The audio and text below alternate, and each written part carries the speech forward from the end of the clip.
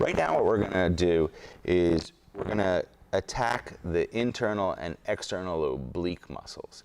It's a very important area, especially for skiers who are constantly trying to torque their body as their pelvis is moving in one direction and the torso is moving in the other direction. Internal and external oblique are going to be largely responsible for that motion, and they're going to take a lot of abuse. And so what we're going to do is get the internal oblique on one side and the external oblique on the other side at the same time. So we've got the meat grinder positioned so it's angled out. For Mackenzie, we're using the setting number 1.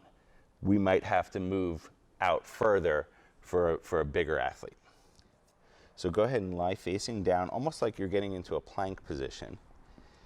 And what you're going to do is you're going to allow the meat grinder to sort of cup the rectus abdominis, those center muscles right in the middle here.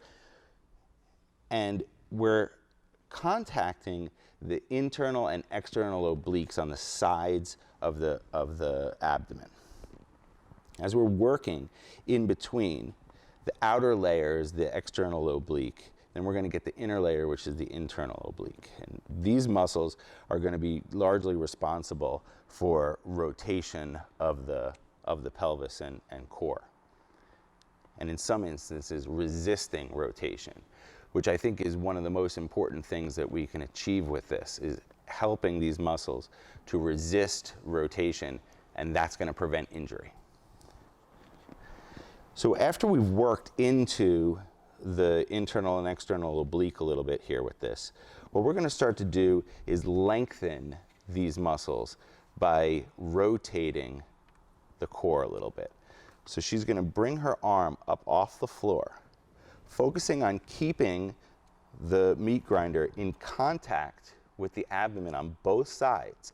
And she's going to start to rotate her body just a little bit so that she gets some lengthening of the external oblique on the right side, and she's actually at the same time getting lengthening of the internal oblique muscle on the left side.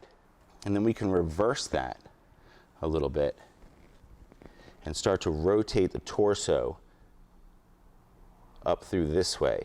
And again, now we're getting external oblique on one side and internal oblique on the other side. 2 layers of abdominal musculature that are ignored by almost everybody and every tool. How does that feel? Good. Feels really tight. Feels like it's releasing.